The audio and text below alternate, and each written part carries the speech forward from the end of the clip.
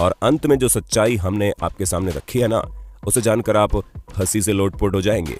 दोस्तों, अगर हम आपसे पूछें कि इजिप्ट में बना पिरामिड किसने बनाया था, तो हमें पता आप यही जवाब देंगे कि इजिप्ट में रहने वाले मजदूरों ने मेहनत करके इस पिरामिड को तैयार किया था। लेकिन हम आपके भ्रम को तोड़ते हुए ये कहना चाहते हैं कि बिल्कुल भी सच नहीं है। असल में इस पिरामिड को बनाने वाले ज्यादातर लोग मजदूर थे ही नहीं। जी हाँ, इस पिरामिड को बनाने के लिए एंशिएंट इजिप्ट की अच्छी खासी पॉपुलेशन ने अपना बढ़ चढ़कर योगदान दिया था, जहां करीब 85 सालों तक, जिसमें 2589 बीसी से लेकर 2504 बीसी का समय लगा। और इतने समय के अंतराल में इजिप्ट के रहने वाले लोगों ने अपना खून पसीना करके इस पिरामिड को तैयार किया था, ताकि वो अपने नेशनल आइकॉन को खड़ा कर सके। ऐसे में जो लोग इतने बड़े बड़े पत्थरों को नहीं उठा सकते थे, उन्होंने यहाँ पर काम करने वाले लोगों के लिए खाना, रहने और बाकी चीजों की व्यवस्था की। यानी कि हर इंसान ने अपने लेवल का काम किया, जिसमें कुछ लोग सिक्योरिटी के लिए काम करते थे, तो कुछ लोग भारी भरकम पत्थरों को जुटाने के लिए दूर दराज इलाकों में चले जाते थे, ताकि वो अपने नेशनल आइकॉन को खड़ा कर सके। ऐसे में दोस्तों, उनकी मेहनत रंग लाई और ये पिरामिड वाकई में दुनिया भर में जाना जाता है। चलिए दोस्तों, अब आपके सबसे फेवरेट माइकल जैक्सन की बात करते हैं, क्योंकि इस बात से कोई इनकार नहीं कर सकता कि माइकल जैक्सन ने पॉप म्यूजिक में एक अलग ही मुकाम हासिल किया था, जहां ये सिंगर के साथ साथ एक बेहतरीन डांसर भी थे और इनके डांस मूव तो वाकई माशाल्लाह थे। ऐसे में उनका मून वॉक करने का जो स्टाइल था, वो लोगों में बड़ा फेमस हुआ। पर अफसोस दोस्तों, आपको जानकर हैरानी होगी कि इस मून वॉक को माइकल जैक्सन ने इवेंट नहीं किया था। हालांकि उन्होंने इसे सबसे पहले 1983 में परफॉर्म किया था। पर दोस्तों, असल में माइकल जैक्सन ने ये मून वॉक कैस्पर कैंडिडेट और कूली जैक्सन से सीखा था, जिन्होंने 1970 में इसे परफॉर्म कर दिया था। वहीं मार्शल मार्कियो ने भी इस मूनवॉक को माइकल जैक्सन से पहले परफॉर्म कर दिया था, और इन सभी लोगों से पहले बिल बैले नाम के टैप डांसर ने भी इसे परफॉर्म किया था। ऐसे में ये बता पाना मुश्किल है कि इस मूनवॉक को किसने इन्वेंट किया, लेकिन वो शख्स माइकल जैक्सन तो नहीं है।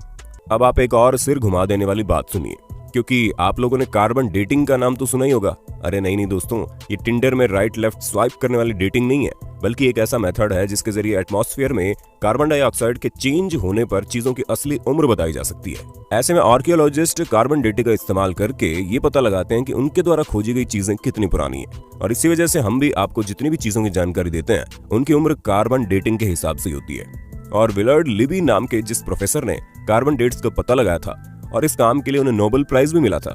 लेकिन दोस्तों, दिल थाम लीजिए, क्योंकि हम आपको बता दें कि कार्बन डेटिंग के जरिए चीजों की असली उम्र पता लगाना बहुत मुश्किल है।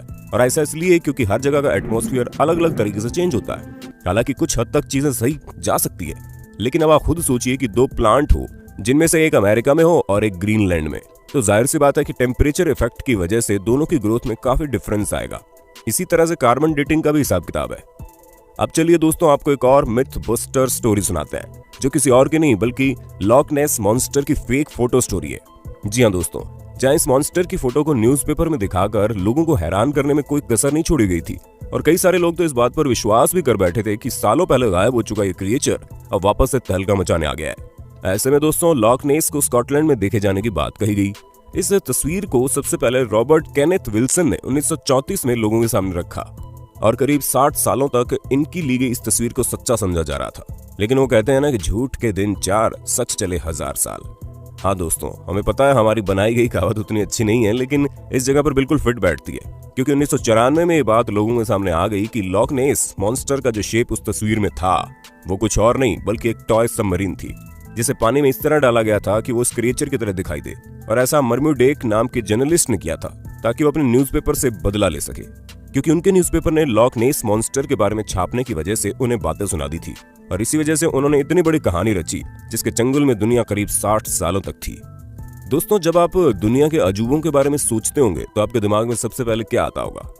माचू पिच्चू, ताजमहल या ग्रेट वॉल ऑफ चाइना? लेकिन बाकी सबका तो ठीक है, लेकिन ग्रेट वॉल ऑफ चाइना के बारे में हम आपको बता दें, ये इतना भी ग्रेट नहीं है कि स्पेस से दिखने लग जाए।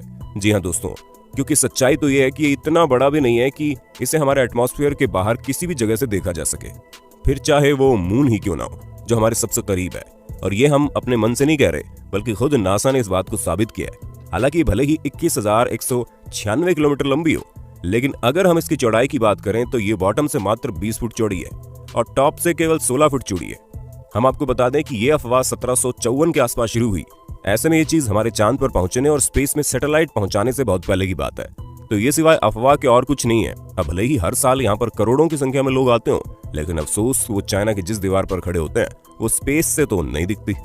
चलिए दोस्तों, चाइना से आप हमें ये बता दो कि दुनिया भर में तहलका मचाने वाला कोरोना वायरस चाइना की किस जगह पर सबसे पहले फैला था?